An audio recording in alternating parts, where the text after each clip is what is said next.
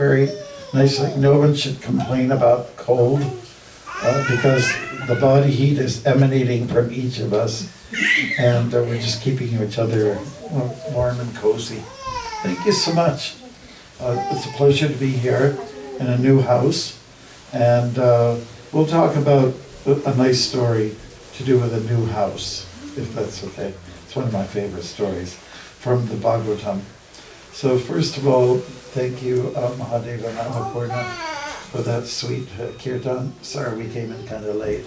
I have to put the full blame on Nimai Nitai, my driver, who showed up late, and well, he was stuck in traffic, so coming from Toronto, Haribol, what else is new? All right, thank you.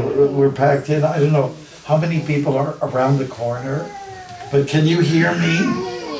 People around the corner, you can hear me? Okay. If you can't, just tap the wall. Tap the wall. Let's see if it's going to hold. There's about 20 that can hear Maharaj. Okay. We'll turn the speaker a little there. That's good. Well, it's nice that it's like this.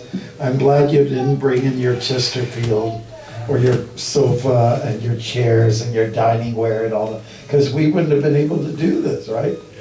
Look at how people are going right up the stairs, and probably there's people in the basement we don't even know about. Hare Krishna. So let's start with an auspicious mantra. Okay. Nama Om Vishnu Vidaya Krishna Vastaya Srimate Bhakti Vedanta Swamini Padamani Namaste Saraswati Devi Puramani Pracharini Nirvishesha Shangyaladi Paschatya Deshatharini Shri Krishna Chaitanya Prabhu Nityananda Shri Advaita Gadadhar Shivasati Gaura Bhakta Vrinda Hare Krishna, Krishna Krishna, Hare Hare, Hare Rama, Rama Rama, Hare Hare. So Kartika, you came yesterday morning to the temple? No? You did? Yeah. Okay.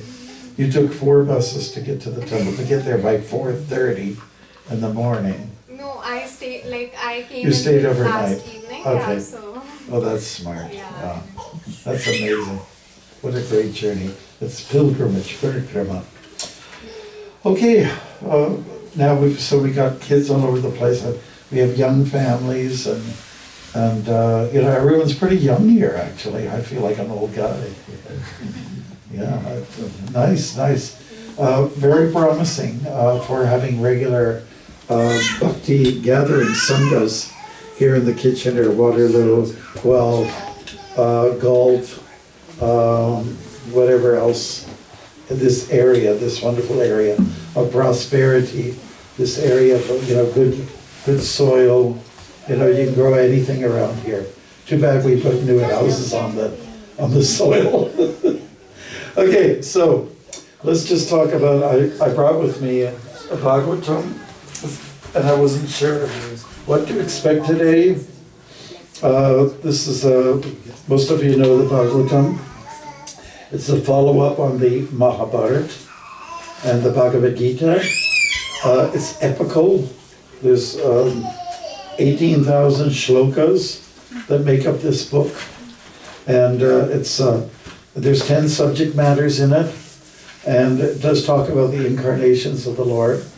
The 10th canto specifically deals with Krishna, the personality Krishna, starting from his birth to the part where he departs from this world.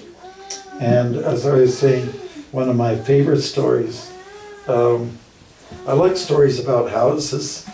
How about you? Do you like stories of haunted houses, that kind of thing?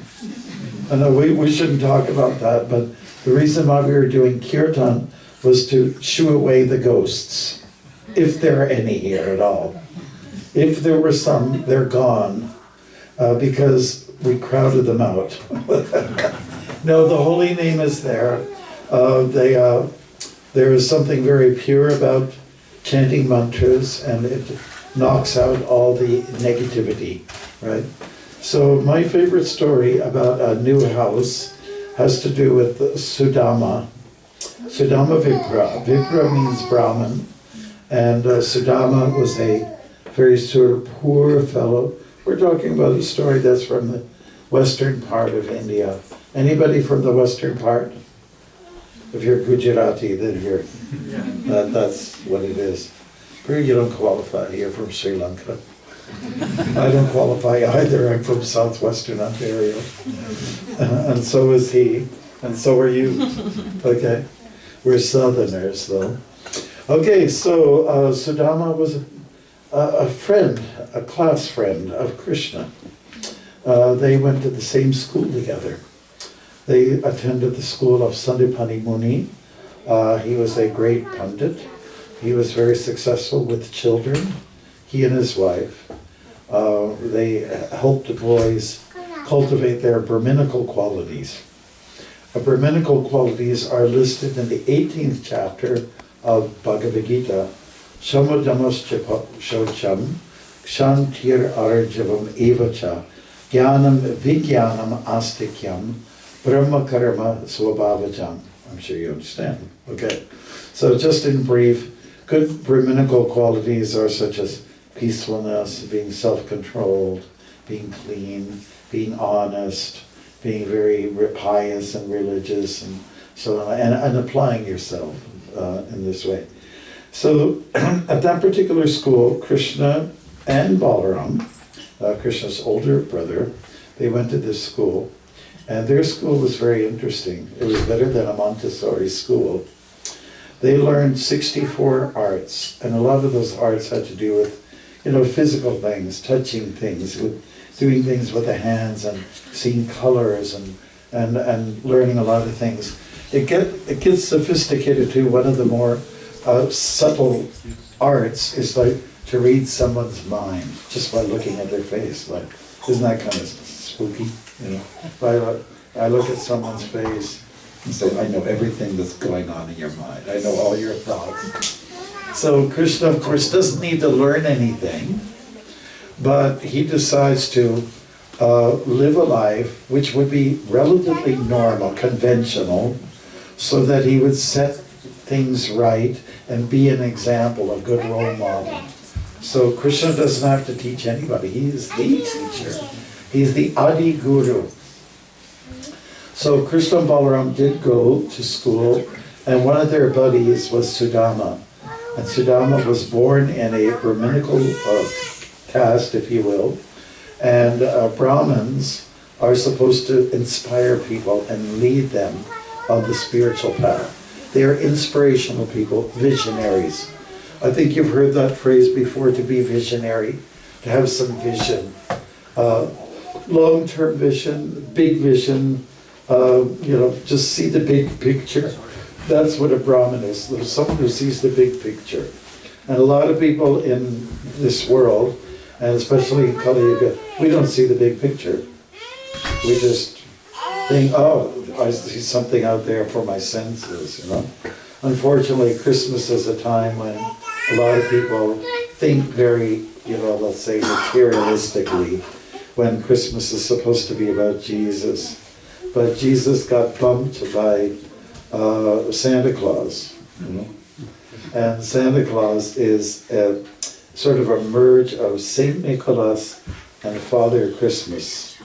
And they got merged together. And ultimately, Santa Claus was shaped up by the Coca-Cola Company back in 1931. So that he's not even 100 years old. Like, he's just a kid, basically. And the Coca-Cola Company was established by somebody by the name of James Pemberton from Atlanta, Georgia. And still to this day, Atlanta, Georgia is the headquarters for Coca-Cola. Has anybody ever had Coca-Cola before in their life? Terrible. It's one of the worst foods. What does it have in it? Lots of sugar. It has cocaine in it. Used to, and they have cocaine or caffeine, like everything that's bad for you. And it's cheap. In some places, people find that Coca-Cola is cheaper than water, so they buy Coca-Cola and feed it to their kids. Yeah, and it's the worst food. Okay. Anyways, Santa Claus, whatever, all that stuff. You know, he's not even real. I hate to disturb our children and tell them that Santa Claus is fake. Santa Claus is phony. Did anybody feel bad by me saying that? Well, you already know. All right. So the point is that Christmas has lost its spiritual touch. For some people, they make a good, I know there's a lot of good people out there. They really are into the kindness and the peace and all that kind of, projecting those kind of good qualities. But a lot of people are just under lots of pressure, and they party a lot. They eat, they eat and drink a lot. And do you think Jesus would like that? You know, the original person that has everything to do with Christmas? I don't think so. Okay, so anyways, Brahmins are people who want to establish a wholesome world based on dharma, based on good codes to live by. So part of that training or education comes from the schools that were established by Swami Muni. And their school was not like a big, necessarily big edifice made of bricks and mortar. It was more about being under a tree. And the guru points out things. See what the birds are doing there? See that squirrel? Just explaining what the world is all about. The world's made up of the elements. Junior, apanalo, vayu, kanmano, buddhir, evacha. That's earth, water, fire, air, ether, right? And then the more subtle element, mind, intelligence, and ego. And these are the 8 separated energies of Krishna. Much more is taught. And so Swami Muni had those students, 3, and more boys were there. So one time, Sudhama and Krishna, they were asked by Swami Muni's wife to go and collect some edibles and items from the forest for a yajna. Yajna means sacrifice, right? So when you go to the forest, there's all kinds of different grasses, auspicious grasses, and some kinds of wood and flowers, and all those kind of things that make it good for a yajna, like a sacrifice. And while they were out there, Krishna and Sudhama, the weather changed, and it went from sunny to gray, like the last few days. Been a little bit on the gray side, am I right? It's been a little bit like you wonder, did the sun die? And so grayness came in, and that vayu came in, the wind came in, and it disturbed everything. And if you ever walked in the forest, and you stay on a kind of a trail, and you can identify certain objects. But if the weather changes and gets stormy, wet, the wind changes, and then it gets dark, you can get lost. So Krishna allowed himself to be lost in the forest with his friend. So what does that say? Is Krishna losing his power? Krishna is Bhagavan. Does he have no strength? Does he have no sense of direction?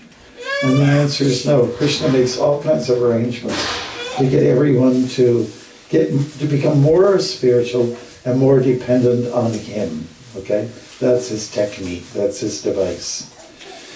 Yes, so overnight, get these 2 young boys, maybe a little bigger than this guy, a little bigger than you, got caught in the forest. They're only meant to just do like a 10-minute job, and yet they got entangled in time and in trouble with the forest. And so all the people from the ashram, the school, they went out in a big search team, and that is the guru, the wife, and all the boys went out to look for Krishna and Sudhama. They couldn't. They just couldn't. So eventually the storm had subsided and everyone came back. They were united. The boys found the boys, and it was like life had come back, The consciousness had been revived. It was nice. So that's one story that was shared by these two boys. And so let's fast forward now. Fast forward. Many years later, Sudhama lived a very simple life. In fact, it was so modest that he didn't have enough money. There wasn't much, cash or whatever, so to speak. And it was hard. Sudhama was married, and his good wife said, we don't have enough to offer to Krishna. We don't have enough grains. And she was quite thin, and he was thin. And she had the idea, why don't you go to your rich friend, Krishna, he's in Dwarka, and ask him if he can pitch in a little something to help out, right? So Sudhama agreed that was a good idea, to see his old buddy, his old friend, in the gorgeous city of Dwarka, which was, let's say, ornamented by beautiful buildings, and each house was like a temple, like a mansion, And so he made the long journey, and before he embarked on the journey, he decided, I'm going to give Krishna something. After all, I'm going to see God. So I'm going to give him something that may please him. And but all we have in the house, it was like, their house was like a Mother's Hubbard's cupboard. Have you ever heard that before? A Mother's Hubbard's cupboard, which means the cupboards are empty. There's nothing there except for a little flat rice. That's all. And he put it in a little, like a little cloth bag, and then he attached it to his chadar, which is like this, a shawl. So in this way he moved along, and he went to the gateway of Dwarka. They let him in, and finally he made his way to where Krishna was situated.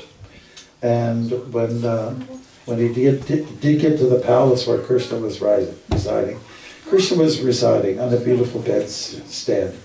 And Lakshmi, or Rukmini, everybody's heard the name Rukmini, she was just giving him a massage, and he was relaxing.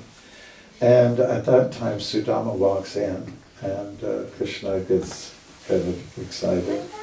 And oh, my old friend, my old buddy. And Krishna immediately reacted by washing the feet of the Brahmin.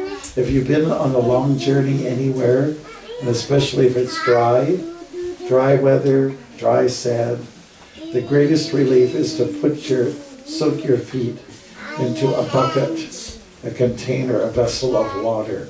It's so rejuvenating, so replenishing, And so that's what he did. And he washed his feet, and then Krishna went on a little further, and he had like arti paraphernalia for the arti, which is like, you start with like a diya, which is a flame, or like some agarbatti, some incense, and so on like that. And Sudhama was watching this in disbelief. First of all, he was living in a small, like a little shanty, like a little house, a cabin. Now he comes into Dwarka, everything is like posh and opulent, And so he's overwhelmed by his surroundings. He's, oh my God, I've never seen anything like this before. And then before he knows it, Krishna is worshiping him, with deity paraphernalia. He says, oh, please don't do that. No, don't. I'm not worthy of this. He says to Krishna, and Krishna's quite insistent. No, I'm going to do this. You're like a Brahminical person. You're a Brahmin, and I'm like Kshatriya. And we are, I have this obligation, and you are special to me. We're friends after all, so let me do it. And stop fussing, That was the kind of message, stop fussing. So Krishna started to talk with him. Oh, remember when we got lost in the forest? Remember how we did this and that, and we played like there was no tomorrow. And they were also talking about the Varna and Ashram system. Is anybody familiar with that system? Systems are like, it's a big word these days, right? Systems, okay? In the 4th chapter of Bhagavad Gita, Krishna talks about Chatur Varnya Mayashvishtam Guna Karma Vibhagashaha Tasya Kartaram Apimam Vidya Kartaram Apyayam. He says, I have established, this is when he's talking to Arjuna, I've established a system of order, you know. I've constructed something for humans, whereby people can complement each other.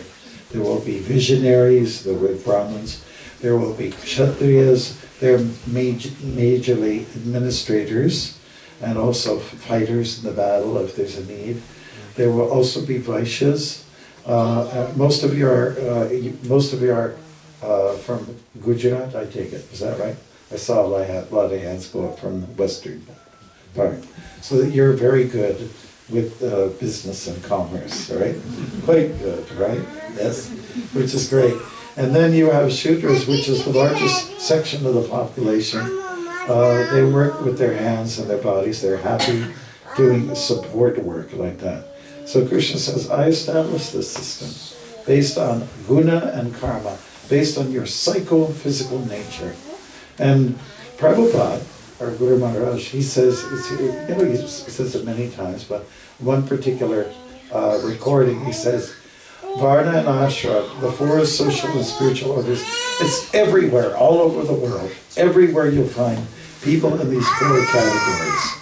Whether it's Africa or Australia or Canada or just India or probably even in the other planets. It's everywhere, right? So they were talking about that. But while they were talking, Krishna noticed something dangling on the side of the chadar off of Sudhama. So what was that? What's that? And Sudhama was very embarrassed because he had some dried rice in there, flat rice actually. And there was no ghee on it because they couldn't afford ghee. So he said, well, what is that? I said, well, it's nothing, it's nothing. You know, he was so embarrassed, you know. No, I think there's something there, there's something of great value there. No. And Krishna he was very aggressive, and he can be, and he went to grab that thing and pulled it off, yanked it off. He said, you got this for me, didn't you? Sudhama said, oh, well, I don't. You know, yes, you got this for me, and I'm going to open it up. I'm going to see what's in there. And Krishna looked at it, and he didn't look at it like that it was something not opulent or not succulent or full of ghee. He just thought, this is a gift for me. He saw love in it. And Sudhama was resisting, no, please, don't even take it, don't even look at it. But Krishna said, it's for me, and I'm taking it whether you like it or not. So there. Okay? So he took the flat rice, and he ate it, and he felt so rejuvenated because it was the love that Krishna is interested in, right? So it's stated in the Bhagavad Gita, chapter 9, Patram pushpam balam toyam, yo me bhakti prayachati, tadaham bhakti uparitam. Ashnami prayatatmanaha. So what is that all about? Krishna says, if you offer to me with love, with bhakti, a leaf, a flower, a fruit, or water, even a little piece, because it's with love, I accept it. So Krishna accepted this, and what happened? It had a dynamic reaction when he took this.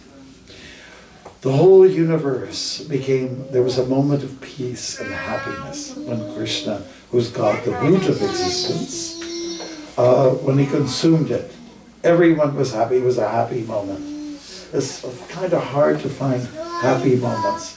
We all have prayer once in a while, like if we can all agree, let's have a prayer all over the world. Let's hold hands, be like hippies for a little bit, and hold hands. And offer a prayer for goodwill, then it will be felt. But unfortunately, there's a lot of evil out there, and there's a lot of lust and anger and greed, you know. And we simply need to be reminded. Like 2023 was not a good year in many ways, you know. Would you agree with me? How many people? I'm just getting you to move your hands. It's not a good year. On many levels, the prices of everything has gone up. Plus the wars, the wars going on between Ukraine and Russia. And then another would add it on top in Israel or Palestine. Not good. Not good. The world is so full of hate, and it's hard to find love sometimes. And even at Christmas, it's supposed to be a nice time, and people are just passionate. And what about Black Friday? We never had Black Friday when I was a kid. It was just greedy and pushing everyone. It's crazy. It's a nightmare. It's become a nightmare. So Krishna was pleased. Krishna was very happy. And with Sudhama's offering of something that was worth maybe a couple of pennies, rupees, whatever, right? Crypto. and Krishna said, we had a nice time together, didn't we, Sudhama? Yeah. And there were hugs, embraces. Now it's time for Sudhama to go back. After all, he's got a wife, and she needs him. And so he made his journey back. And when he got home, he got amazed twice that day. When he got home, he saw that what happened to our little cabin, our hut, what happened? And he just saw this amazing palatial building that was shot up kind of like overnight, so to speak. And then he met his wife, and she was quite happy. He said, oh, what's all this? How did it get here magically? He said, I think it's got something to do with your rich friend, Krishna. So this is what happened. And Sudhama and his wife were quite happy. They had what they need. And, they didn't get spoiled by a nice house, because if you have a really nice, good-looking house that's, got the space and everything, all the features of what you consider rich, it can spoil you. It can make you toxic, right? And so the way Sudhama was in this way, because they're such pure souls, they said, we're going to use this like a temple. It's a temple for Krishna. And that's what it became. So it's a story about a house, right? I didn't lie about it. Story about a beautiful place of residence. And we don't hear too much about Sudhama after that. It's one of those stories, they lived happily ever after, right? So do you ever read stories to your kids, bedtime stories? Yeah. Like Krishna stories are some of the best stories, right? Do you like bedtime stories, my dear sir? Yeah. Do you like bedtime stories? Yeah? Uh-oh. All right. And usually good stories are the ones that have a good ending at the tail end, right? Right. So this is one of those pastimes. We also hear about, like in this Leela or pastime, Krishna didn't kill any demons. Of course, kids love demons, and especially when they're killed. Do you like stories about Rakshasas and demons? Yeah, see, I told you. A full testimony, right? And do you like where Krishna clobbers them and just puts their life to an end? Do you like that part of it? Like when Krishna beats the crap out of them? Yeah, right? And then the one thing is Krishna gives them moksha, like liberation. So Krishna does them a favor. It's just a little unpleasant how Krishna, but these people who approach it, these negative elements, they approach him. Krishna just takes care of them, gives a little bit of a beating, and then they get moksha, they get liberation. Sometimes they think, well, I should be a demon. Okay? Well, I am one. Okay? Let's say we all are to some degree. We've got a lot of negativity in us. We've got Duryodhana inside of us. We've got Kamsa, Ravana, Kumbhakarna. We've got all these demons inside of us, and we must address them. And that's what Krishna's talking about in the Bhagavad Gita to his friend Arjuna. Oh, right. Yeah, by the way, there's I know it went viral. Does anybody know, what's his name, Diesel or something? There's a guy from... Vin Diesel? Vin Yeah. Diesel. Okay, yeah. He's an actor. He's an actor Vin Diesel. with Fast and Furious. Yes, Yeah. Vin Diesel. Okay, I didn't see any of those films. I just know when I walked through Cleveland, Ohio, we had to go several blocks around because they were shooting an episode of the Fast and Furious in downtown Cleveland. That was 2015. Okay, so anyways, yeah, just recently came out that Denzel, Vin Diesel. Vin Diesel. sorry, how do you guys stop? He was talking to a young man, I think it's a war story, and the young man talks to him and says, any suggestions? And then he starts talking about, well, Krishna says Krishna says that you should do everything with detachment, and you know, and you do it offered to me. And then the young man said, Krishna. He said, oh yeah, Krishna. And this, he said this before the evening before the great battle, you know. So Hollywood has put Krishna in there, and which we're all happy about. And it's nice to see that on the big screen you see God's name being mentioned. And it's fantastic, right? So how many people like Krishna? Okay. So I guess we can't be demons then. Because the Rakshasas and the Asuras, they don't like Krishna. Well, deep down they do, but they have some animosity. Like, if you were to remove all the negativity that's in you, you would like everybody. But we get jealous. Why does that person have a fancy car and I don't? Right? Why does that person have a good job, a high-paying salary, and I don't, you know? Why does that individual look so good, you know, photogenic, you know, born like that, and I'm born with some defects, you know? So we get jealous, you know, we get envious and jealous, and this is not a real great trait to carry, you know? Rather, we should count our blessings, because everyone comes into this world with some good qualities. It's true, you know? We come here with good qualities. And the first time I did a major walk across Canada in 1996, I met with my school teacher. I got on the front page of the newspaper, and it was the caption was "Going Down Memory Lane," and then explained everything about what I'm doing. So my English teacher came over. Her name is Mrs. Dietrich. And she said, and my name's John. John! So, you know, we kind of hugged, you know. Of course, she was superior, older than me, though. And I saw your article in the paper. It was great. That's wonderful. What are you doing? We just chatted, and we left on the note of this. This was, you've heard it before. Count your blessings. Don't look at what you don't have. Look at what you do have. Because what you do have is coming from God. It's tailor-made, it's kind of specialized, customized. It's meant for you, and that's a treasure. And stop thinking what you don't have. You know, stop hankering and stop lamenting, you know, what you lost. And stop hankering for that which you don't have. These are two areas that really make a miserable person out of an individual. Makes you, you know, let's say, self-destructive.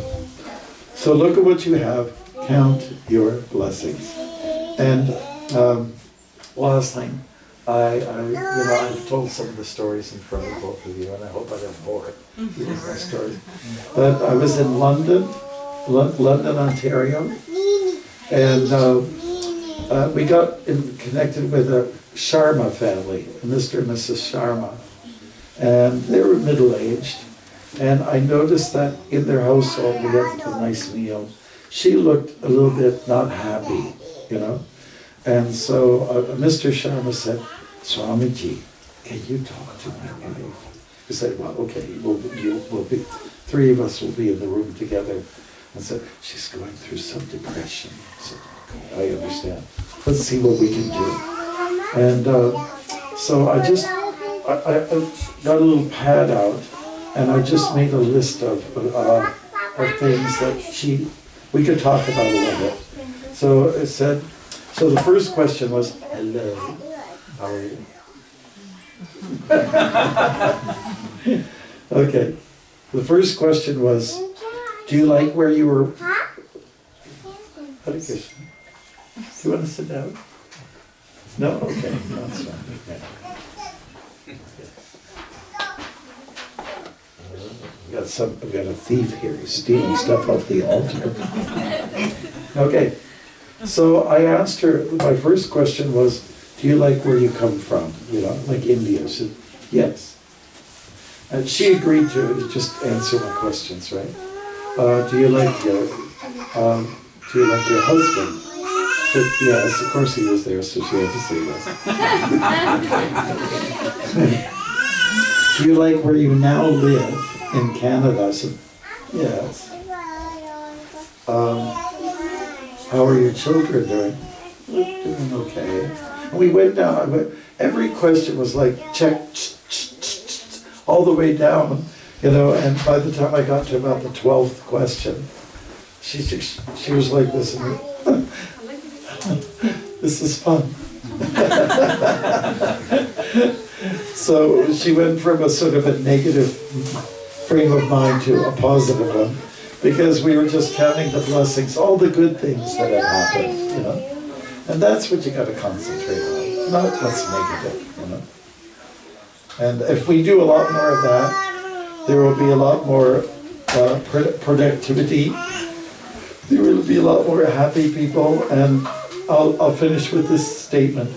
When I walked through Pennsylvania, I was in a small city called Butler, Pennsylvania. Prabhupada, our Guru Maharaj, spent 1 month there before he went to New York City. He was sponsored by an Agarwal family in America.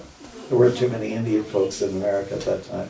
But Mr. Agarwal's wife, Sally, an American woman, she wrote the papers to sponsor him because he didn't have his PR yet, or whatever you call it in those things. So he spent 1 month there in Butler, Pennsylvania. So when he was there, the Butler Eagle interviewer, journalist, came and asked Prabhupada what he was doing, but what's his mission all about? And Prabhupada did talk about reincarnation in short terms in the article. And then he said one thing at the end. He said, his final conclusion was, if Americans would give more attention to their spiritual life, they would be happier, right? So that applies to Canadians as well. Right? So when I walked through Butler, Pennsylvania, it was 50 years after, exactly 50 years after I was at Butler, because we kind of timed it that way, and the Butler Eagle people came. And the guy came, the interviewer, he said, so you guys started off 50 years ago here in our town. One historian that we made connection with from the library, he's an older guy, said, you mean the Hare Krishna movement started here in Butler, Pennsylvania? I said, yes. Oh, I didn't know that.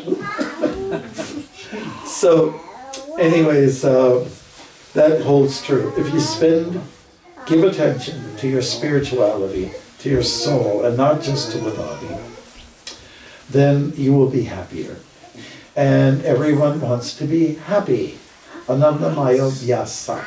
That means, in Sanskrit, means we are all looking for happiness. So I'll ask the very natural question, how many people want to be happy? Okay, some people are kind of halfway, so I think that you're not very confident about yourself. So how many people want to be happy? Woo! How many people are happy, on the other hand? How many people could be happier? Put up your leg. Yeah, so this is the idea. We all want to be happy. Happiness comes from within. And when it's strong from within, it'll be strong outwardly as well, right? If we just think materialistically, then it's just not going to gel. It's not going to work. So I spoke a little bit now I'm really proud of the children that are here. They've been behaving pretty good. Every last one. 1, 2, 3, 4, 5, 6, you know. Everyone's been pretty good. Yes. So do we have any questions or comments?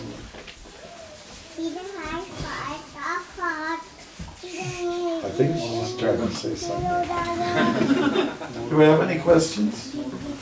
Well, while you're thinking about it, I brought with me copies of the book about my walking adventures called The Saffron Path. And I think there's something in here about Kitchener. I can't remember what I wrote. But that's going to be available, okay? We got special Christmas rates on this. And it's a nice, easy read. Even the kids can enjoy it. It's inspirational. It's a bridge book. That means that it's not saying you surrender to God or you'll go to hell. It's not saying that. It's just making connections with the Spirit. That's what it's saying. So thank you very much. But any questions? I have a question. Thank you for saving the day. Yes. So Maharaj, during this time, the Kali Yuga age, things can be very troublesome to our minds every day. Right. Especially now, I would say, like you said, in 2023, everything is kind of like gone off the roof in terms of, things that we have to take care of, right? Yeah. So that being said, that's kind of like the material life for me. And then I also have my spiritual life that I need to also focus on. Between those two, how can I, juggling these two, what is the most important thing to do while I'm doing these two tasks? Right, that's a pretty good classic question. And the real word to provide the good answers, balance it. And what you're going to find is that you have the physical obligations and you have spiritual obligations. You'll find that because the spiritual, anything you do spiritual has much more power than anything physical. So even do a little bit of spiritual stuff, it carries a lot of incredible weight, right? So I would recommend that, before you get busy in the world of passion, just start in the morning, before, when you wake up the shower, and then you do some mantras. You read a passage from the Gita. Just one passage is enough. That's so jam-packed with information, So you start off on a good note, and you find that things are just gonna, be like taking the best smoothie you ever had. It's gonna roll out real nice. That's our experience. So at the Brahma Muhurta hour, before the sun comes up, then do that. See, he didn't do his devotional stuff this morning, so therefore he's cranky. See, we're talking about you. You wanted attention, you're getting it. Like everyone's looking at you now. Okay, so that's my experience. That invest in the spirit, and then the matter will matter. Okay. So there's only those two obligations. It's not really that complicated. So we found that doing some japa, or just doing a little song before your altar, and reading a passage from the Gita, which is inspirational, and it's fine. And then you can wrap up the day as well. Maybe in the middle of the day, if you can find a little time when the sun's up above you, find a little time, just sneak away and do a little prayer, do a little some mantras. That's all it takes. So kind of just to survive, I'll just see who this is for a minute, okay? Let's see who's pestering us. Okay, Gayatri. Okay.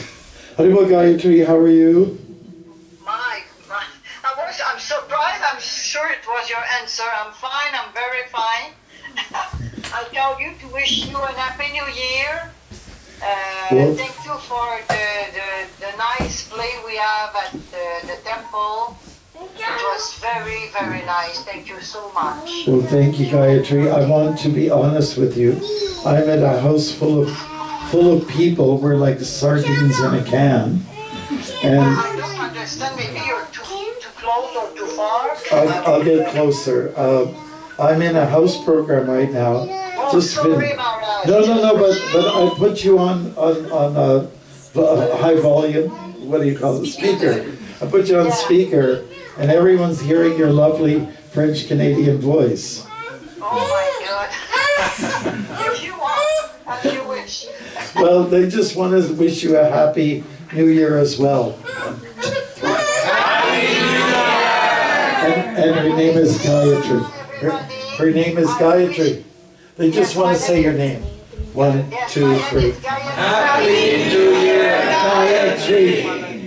I was initiated by my Guru, Bhaktimarga Swami. I wish you Happy New Year, lot of love in your heart, and trust in Krishna consciousness, Prabhupada, and our Guru, Bhaktimarga Swami. Hare Krishna. Thank you so much.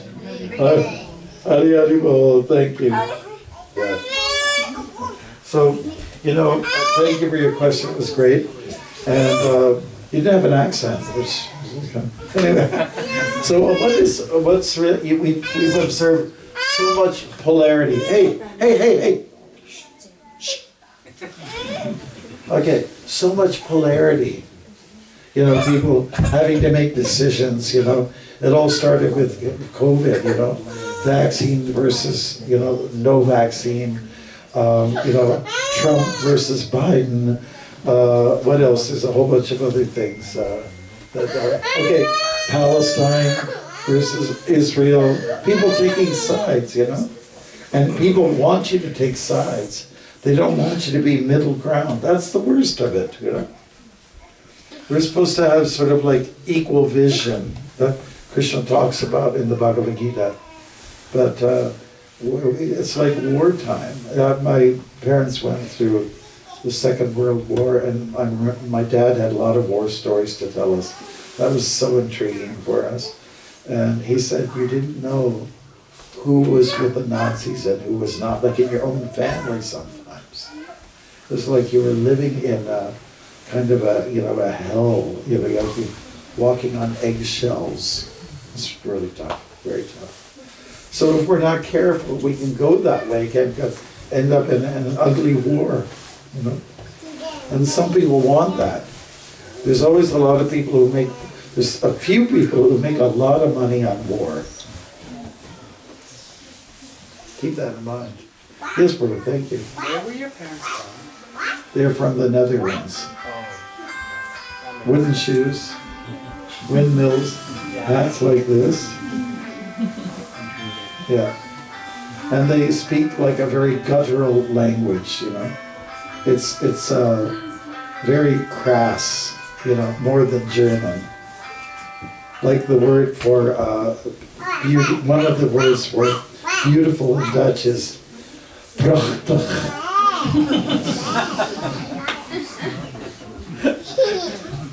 Yeah, but they're good people. Generally, they're hardworking, honest kind of folks. And I think Amsterdam is like another world. But anything outside Amsterdam is like, they're very good people, very nice folks. I remember as a kid, our, like Dutch folks, they raise their arms almost like devotees do. Like, we go, Hari Bol. And one thing that was very interesting, this goes back about 15 years ago. I went to Holland, I was invited by the devotees, and they have this famous walk. It's called the Nijmegen March. And for 4 days, people walk, either you have your choice, 30, 40, or 50 kilometers. Right?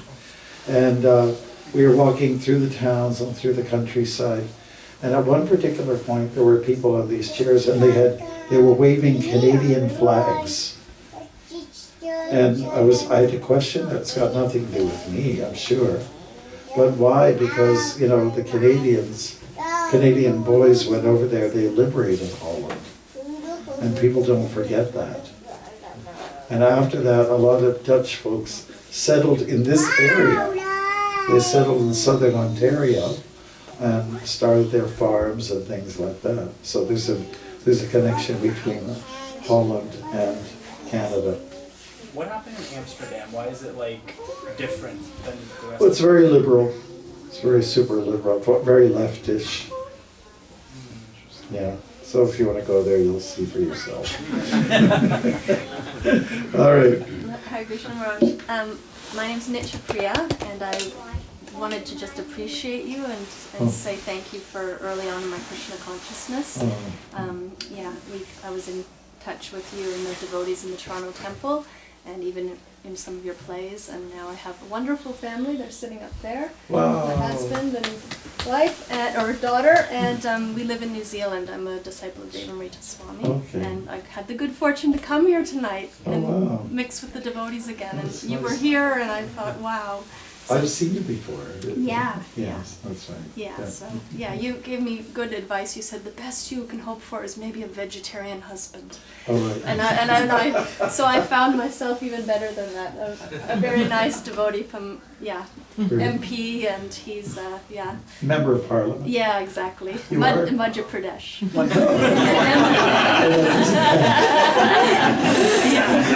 Okay. Well, isn't it nice when we hear somebody speaking nice about their spouse? That's what I kind of like about Indian culture. You know, I've seen that so many times in people's homes. They husband and wife, they have a little competition to, you know, no, she's better than, no, he's better. They have that. It's a beautiful thing, right? And Prabhupada wanted some of us Westerners, he liked for us to go to India to pick up on some of the good things that are there, you know? Not the garbage, but I mean, but the good things that the culture has to offer. Thank you. And sorry, Maharaj, I don't want to embarrass my husband, but it's his birthday today, so it was even more auspicious that you were here and we could come and celebrate with devotees. What's your name, Prabhupada?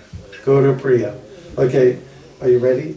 Hare Krishna to you, Hare Krishna to you, Hare Krishna Gaura Priya, Hare Krishna to you.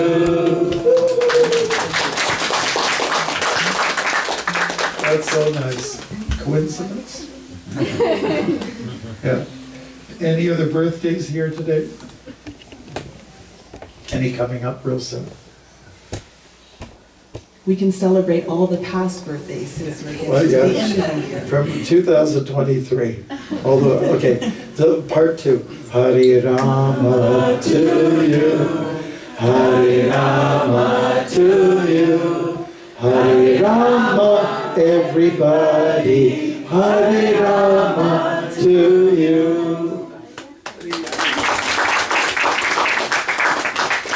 It's true, we all have a birthday every year. You can't skip it, like it's not like a leap year thing. You know? I guess those who were born on February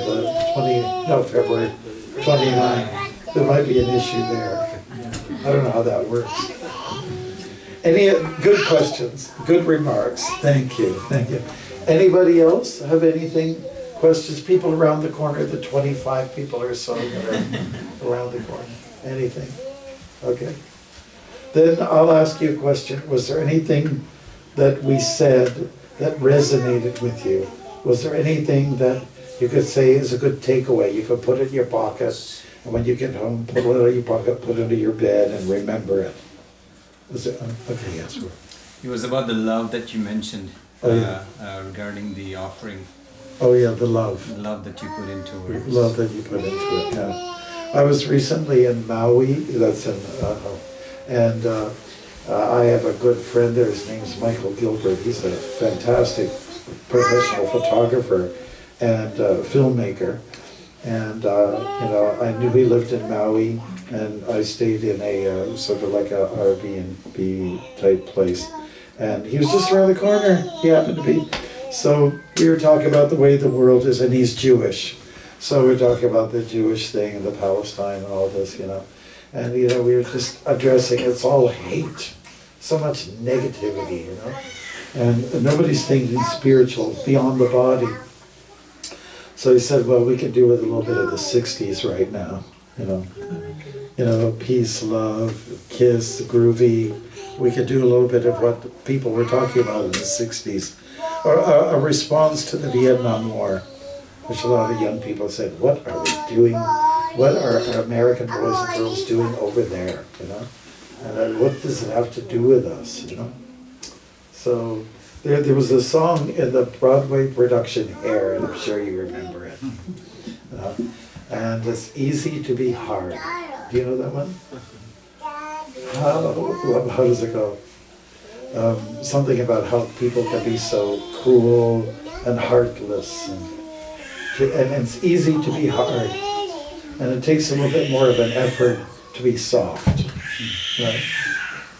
Great song, but the Three Dog Night. Check it out on the way back. All right. Anything else? Thank you, Paramangsa. He is after I changed my knees, I went for surgery. They cut it open, threw the old knee out in the garbage, and this one too. And then they replaced it with new ones. And you helped me as a physiotherapist to get into shape. So I haven't had much trouble at all, frankly. So you were there to do that, Tom.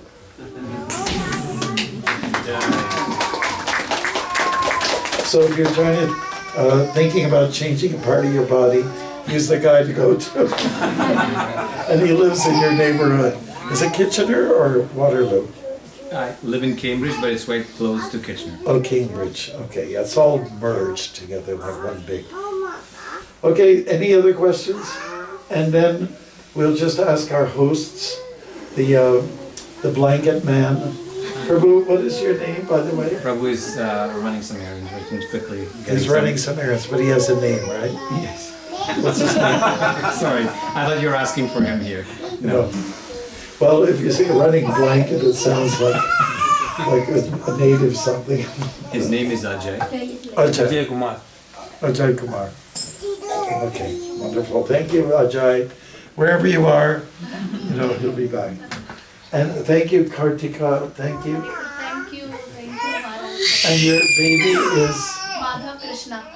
Madhav Krishna. Okay. One so far? Two. Two. The other one Okay. is downstairs. His name is Vedanta. Vedanta. Love it. Love it. Okay, so thank you very much for having us in your house. Thank you so much, Maharaj. You just have to figure out what to do if you invite more people. Like, you're very generous on your invitations. Thank you so much. Haribo, Srila Prabhupada ki jai. So we wish you a very good, happy New Year 2024 coming up. I never thought we'd get here. If you're from the 20th century, it was hard to believe we're changing the millennia. But it's happened. Do you remember Y2K? What was that all about? That was Kali Yuga-ish, if I ever. If you don't know what Y2K is, it's like a big joke on the human population. So what do you want us to do now? Is that what you'd like? Okay. Should we have kirtan for another 10 minutes? Would that work out? Yes, sure. Okay. All right. Okay.